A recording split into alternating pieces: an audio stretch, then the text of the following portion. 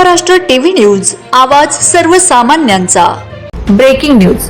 Cockroach जनता पार्टीचे संस्थापक अभिजित दिपके यांच्या हल्ला करणाऱ्या हल्लेखोरांवर कठोर कारवाई करण्याची बिरसा फायटरची मागणी। बिरसा फायटर संघटनेने केला घटनेचा निषेध। कॉकरोच जनता पार्टीचे संस्थापक अभिजित दिपके यांना 15 जून 2026 रोजी जयपूर येथील आंदोलनादरम्यान मारहाण करीत भ्याड हल्ला करणाऱ्यांवर कठोर कारवाई करण्याची मागणी बिरसा फायटर्स नंदुरबार संघटनेकडून पंतप्रधान नरेंद्र मोदी, गृहमंत्री अमित शहा यांच्याकडे एका निवेदनाद्वारे करण्यात आली आहे। या भ्याड हल्ल्याचा बिरसा फायटर्स संघटनेकडून जाहीर निषेध व्यक्त करण्यात आलाय। निवेदनात म्हटले आहे की कॉकरोच जनता पार्टीचे संस्थापक अभिजित दिपके यांना 15 जून 2026 रोजी जयपूर येथील शहीद स्मारक येथे एका विद्यार्थी आंदोलनादरम्यान गुंड लोकांकडून मारहाण करण्यात आली। नीट पेपरफुटी आणि बेरोजगारीच्या विरोधात आयोजित सभेला संबोधित करण्यासाठी ते मंचावर जात असताना गर्दीतील काही अज्ञात समाजकंटकांनी त्यांना धक्काबुक्की करत थप्पड लगावल्या।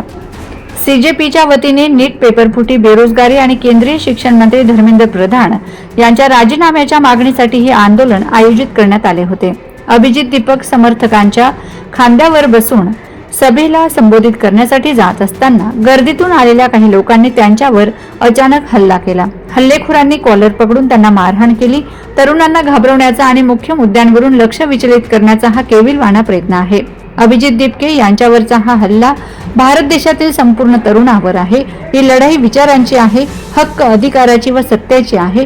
परंतु या लोकशाही मार्गाने चाललेल्या लढ्याला काही समाजकंटक मारहाण व हल्ला करून गालबोट लावत आहेत, अशी प्रतिक्रिया बिरसा फायटरचे राष्ट्रीय अध्यक्ष सुशील कुमार पावरा यांनी दिली आहे। वंदे महाराष्ट्र टीव्ही मीडिया प्रतिनिधी दिनेश वसावे, अक्कलकुवा।